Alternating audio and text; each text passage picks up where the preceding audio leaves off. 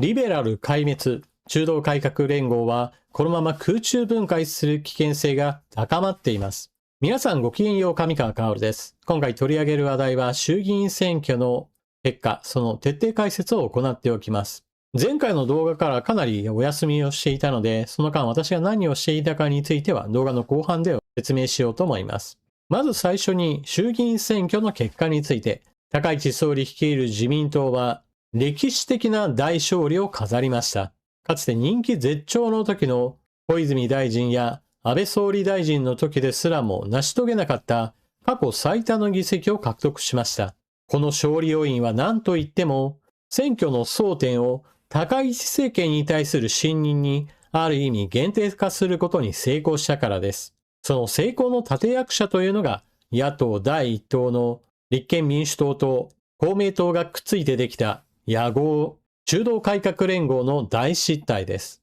当初この新党は公明党が自民党から離れることによって組織票が与党から野党へと移行する、それによってそれぞれの小選挙区における勝敗に大きな影響を与える可能性が指摘されていました。私も実際その危険性を感じており、前回の解説動画でその問題について触れました。しかし、新党ができた後における国民の反応は、彼ら中道改革連合が改革の名とは全く関係のない単なる選挙的な互助会に過ぎないこの問題についてはっきりと拒絶感を示しました。その結果として今回の衆議院選挙における大負け、その筆頭となったのが旧立憲民主党の大物議員たちです。従来の立憲民主党はそれぞれの小選挙区でたとえ負けたとしても比例名簿の上位にあったことから小選挙区で負けたんだけれども比例で復活するいわゆるゾンビ議員としての存在というものがありました。しかし今回の新党においてはそうしたゾンビ作戦も発揮できませんでした。なぜならば新党を作るときに公明党の候補者が比例名簿の上位にあることによって立憲民主党の議員たちは比例名簿の下の方につくこととなったのです。そのため小選挙区において負けた議員たちがその後比例名簿において復活できない仕組みになったのです。その結果として何が起こったか。中道改革連合は国民の支持を失ったことにより全体としても小選挙区で次々と敗北し、そして比例名簿においても公明党の候補者が当選することによって旧立憲民主党の議員たちはことごとくこの政界から弾き飛ばされることとなったのです。私はこうした結果について非常に喜ばしく思っています。なぜならば、立憲民主党はこれまで野党第一党ではあったものの、その政策の立て方は明らかに自民党の足を引っ張る、反対することが目的化していて、日本を良くしようという考え方が全くありませんでした。そのことが今回の新党の結成についてもかなり強く現れていました。なぜならば、従来の立憲民主党は原発ゼロ政策といったものを掲げて、そのための法案なども提出したことがあります。また、沖縄の米軍基地の移設に関しても、政府に反対することを目的化して、反対運動などに手を貸していました。しかし、いざ公明党とくっつくぞとなった時に、原発政策については、自分たちが原発ゼロ政策を言っていたなんてそんな誤解をさせていたのであれば広報の問題だとして自分たちは何ら間違ったことは言っていない。原発ゼロ政策なんて果たして言ったかなみたいな形で記憶喪失を装う。そんな真似さえしました。しかしそのような姿勢そのものが自分たちの政策に全く信念がないことの証拠であり、しかもそのような形で新党に合流し、今までの政策をなかったことにする。非常に不誠実極まりない政治思想を見せました。そのため立憲民主党の安住氏や岡田氏など、いわゆる重鎮と呼ばれるような大物政治家たちも今回の選挙においては落選しました。選挙結果としても中道改革連合の獲得した議席は49議席にとどまりました。立憲民主党の議員は公示前であれば144人、それが選挙後には21人にまで減少しました。減少率はなんと 85% です。つまり完全に立憲民主党は自分たちの存在そのものを消し去るような選択を新党結成によって成したわけです。これを自滅と言わず何というのでしょうか。今回の選挙ではその他にも様々な動きがありました。その他中道改革連合以外の政党についてもかなり厳しい結果となりました。れいわ新選組は惨敗、社民党は議席獲得なし、国民民主党は踏みとどまりましたが、これまでの選挙に比べると明らかに選挙の中心からは外れてしまいました。一方において大きく議席を伸ばしたのが参政党とチーム未来です。チーム未来の場合だと、インターネット上におけるいわゆるバズりといったものはあまり観測されなかったと言われています。じゃあなんでこれだけの議席を伸ばしたか。現在言われている主流説というのが、政策の論争において、チーム未来だけは消費税減税ではなく、まずは社会保険料の減額について取り組むべきだという主張を行いました。これは世の中においても消費税減税というのは確かに一人一人の生活において大きな影響を与える減税政策ではあるものの、それによって多くの財源を確保しなければならない。それだったら消費税減税について手をつけるのではなく、働いている人たちの負担の高い社会保険料改革についてまずは取り組むべきではないかという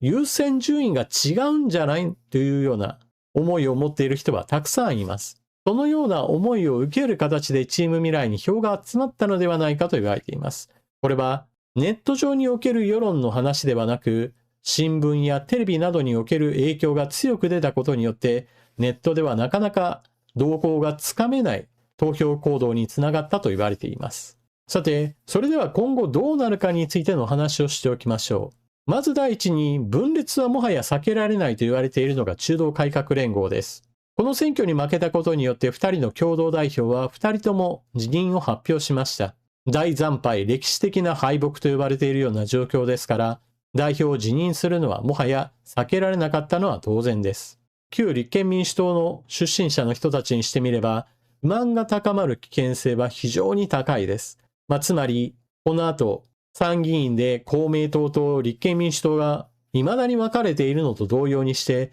結局中東改革連合という新党を作ったにもかかわらず、衆議院における分裂騒ぎといったものも十分起こり得るわけです。実際には党を分けずに、中道改革連合から逃げた議員というのが他の政党へと逃れるといったことも十分考えられる展開です。一方において大勝利を果たした自民党ですが、じゃあこれらの議員たちに問題がないかといえばそうではありません。大勝利をした時に必ず発生するのが浮かれた議員が出てくることです。かつて選挙に大勝利した時には杉村太蔵氏のように思いもかけず議員になることによって軽率な発言や行動を繰り返すことによって国民から大バッシングを受けるといったような人物が今後現れる可能性は十分あります。1年生議員の落とし穴というやつです。また、議員が大量に生まれるということは、それだけ多くの議員たちが不慣れな議員生活の中における